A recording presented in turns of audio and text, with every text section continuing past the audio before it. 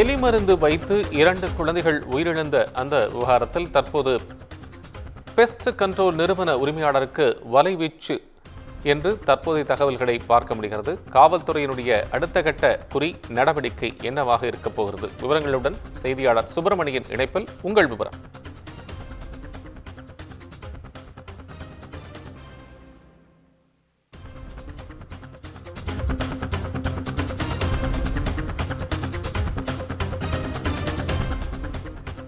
Pest control நிறுவன உரிமையாளருக்கு போலீசார் வலைவீசி காத்திருக்கிற சூழலில் எதிர்பார்த்திருக்கிறார்கள்.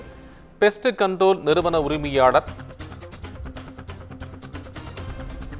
குன்றத்தூரில் வீட்டில் வைத்த எலிமருந்தால் மூச்சு திணறி 2 குழந்தைகள் அந்த உயிரிழந்த விவகாரத்தில் தற்போது பெஸ்ட் கண்ட்ரோல் நிறுவன உரிமையாளருக்கு காவல்துறையினர் வலைவீசி தேடிக்கொண்டிருக்கிறார்கள். தலைமறைவாக இருக்கக்கூடிய சூழ்நிலையில் அவருக்கு காவல்துறையினர் கைது நடவடிக்கையை பாயும் என்ற சூழலில் தற்போது அதற்கான நடவடிக்கைகளை முடுக்கிவிட்டிருக்கிறார்கள். பெஸ்ட் கண்ட்ரோல் நிறுவன உரிமையாளர் பிரேம்குமார் எலிமருந்து குறித்து பேசும் வீடியோ தற்போது வைரலாகி வருகிறது. சென்னை அடுத்த குன்றத்தூரில் வீட்டில் வைத்த எலிமருந்தால் மூச்சு திணறி குழந்தைகள் உயிரிழந்த சம்பவம் பெரும் சோகத்தை அந்த பகுதியில் ஏற்படுத்தியிருந்தது. அது மட்டுமல்ல, அவர்களது பெற்றோர்களும் தற்போதுதான் அபாய கட்டத்திலிருந்து தாண்டி இருக்கிறார்கள் என்று மருத்துவமனை வட்டாரங்கள் தெரிவிக்கின்றன. இந்த சூழ்நிலையில் எலிமருந்து அதிகமாக வைத்ததே அந்த உயிரிழப்புக்கான காரணம் என்றும் காவல்துறை தரப்பில் சொல்லப்பட்டிருக்கிறது. மீண்டும் செய்தியாளர் சுப்பிரமணியன் இணைப்பில். சுப்பிரமணியன், இப்போ பெஸ்ட் கண்ட்ரோல் நிறுவன உரிமையாளருக்கு வலைவீச்சு என்ற செய்தியை அறிய முடிகிறது. அது தொடர்பான விவரம்.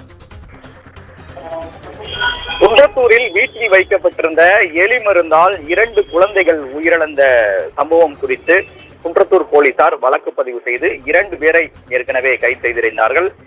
இந்த வழக்கில் அந்த நிறுவனம், அதாவது பெஸ்ட் கண்ட்ரோலுடைய நிறுவனத்துடைய உரிமையாளரையும் அந்த வழக்கில் போலீசார் சேர்த்திருந்தார்கள். ஆனால் அந்த உரிமையாளர் தலைமறைவாகிவிட்டார். அவரை தேடக்கூடிய பணியில் போலீசார் தீவிரம் காட்டி வருகின்றனர். குறிப்பாக அந்த உரிமையாளர் பிரேம்குமார் என்பவர் தலைமறைவாகி இருக்கிறார்.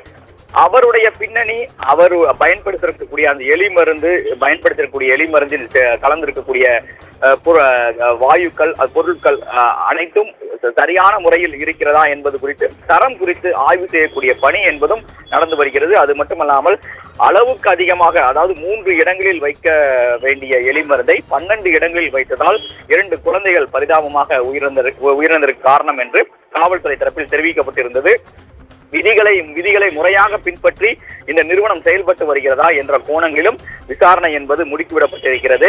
முறையாக விதிகளை பின்பற்றாமல் செயல்பட்டிருந்தால் அந்த நிறுவனத்திற்கு சீல் வைக்கவும் போலீசார் முடிவு செய்திருக்கிறார்கள். அது மட்டுமல்லாமல் தனியார் நிறுவனத்தில் போலீசார் சோதனையும் மேற்கொண்டு அவர்கள் பயன்படுத்தக்கூடிய அந்த கொள்முதல் செய்யும் மருந்தின் தன்மை குறித்தும் ஆய்வு செய்யக்கூடிய பணி என்பது வேளாண் அமைக்கப்பட்டிருக்கிறது. வேளாண் துறையிடம் இது தொடர்பாக கடிதமும் கொடுக்கப்பட்டிருப்பதாக காவல்துறை தரப்பில் தெரிவிக்கப்பட்டிருக்கிறது. இது மட்டுமல்லாமல் அந்த 2 குழந்தைகள் இறந்தது தொடர்பாக அவங்களுடைய பெற்றோருக்கு இதுவரை தெரியவில்லை. 2 பேருமே அவசர சிகிச்சை பிரிவில் ஆபத்தான நிலையில் அனுமதிக்கப்பட்டிருந்தார்கள். அவர்கள் தற்போதுதான் உடல்நிலை தேறி சாதாரண வார்டுக்கு மாற்றப்பட்டிருக்கிறார்கள். இது தொடர்பான அந்த பெற்றோரிடம் குழந்தைகள் இறப்பு குறித்து தகவல் தெரிவித்த பிறகு அவர்களிடம் தகவல்களை எழுத்துப்பூர்வமாக பெறக்கூடிய நடவடிக்கையும் போலீசார் மேற்கொள்ள இருக்கிறார்கள். அதனால் பிரேத பரிசோதனை செய்து உடலை ஒப்படைப்பதிலும் காலதாமதம் இருப்பதாக காவல்துறை தரப்பில் தெரிவிக்கப்பட்டிருக்கிறது. இதில் விதிகள் மீறிய அந்த நிறுவனத்தின் மீது கடுமையான நடவடிக்கை எடுக்கப்படும் என்றும் காவல்துறை தரப்பில் சொல்லப்படுகிறது. உங்கள் விவரங்களுக்கு நன்றி.